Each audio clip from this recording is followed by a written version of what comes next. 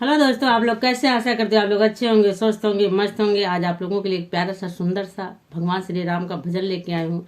यह भजन उस टाइम का है जब भगवान श्री राम हमारे 14 वर्ष वनवास से लौट के आए। तो देखिए हमारे पेड़ पौधे, हमारे माताएं कैसे खुश हुई, हमारे गाय बछड़े कितने खुश हुए, सब कितने खिलखिला रहे थे। तो देखिए सुनिए गानों के माध्यम से बहुत ही सुंदर प्यारा गीत है। आप लोग फुल वॉच करेंगे तभी आनंद आएगा। तो आप लोग जरूर फुल वॉच करके सुनिएगा और अच्छा लगेगा जरूर बताइएगा अपनी छोटी बहन को। एक प्यारा सा कमेंट करके जरूर बताइए गीत सही था या गलत था, अच्छा लगा या नहीं लगा। आप लोग ये सुनिए।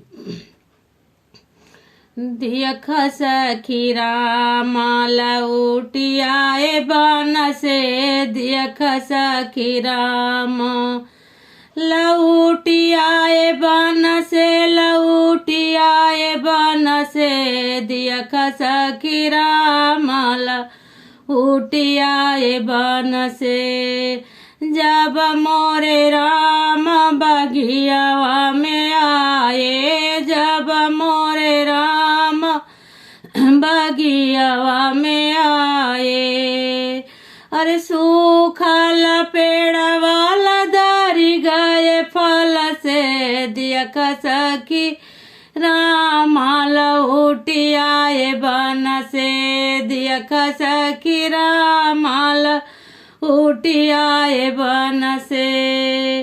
जब मोरे राम दुआरवा पे आए, जब मोरे राम दुआरवा पे आए, अरे सूखल कुआं उमड़ गए जल से, देख सखी राम लौटियाए बन, देख सखी राम लौटियाए बन से।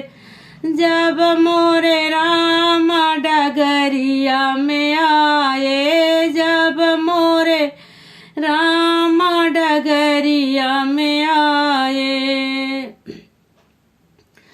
अरे गैयन के थान से चुआन लगे दूध, देख सखी राम लौटियाए बन से, देख सखी राम लौटियाए बन से।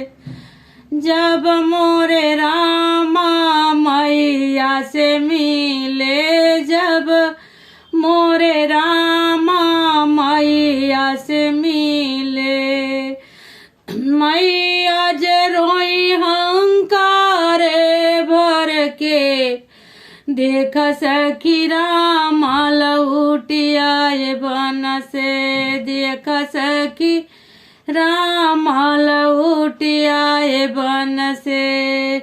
इतने दिन बाद जब कोई माँ अपने बच्चे से, बेटे से मिलेगी तो उसके हंसी खुशी के में आंसू ही गिरेंगे और कुछ नहीं। तो माँ ने इतना दिल से लगाया, गले से लगा के इतना हुंकार भर के रोया कि दिल दहल गया। तो माँ बेटे का ये प्यार होता है, जैसा भी हो।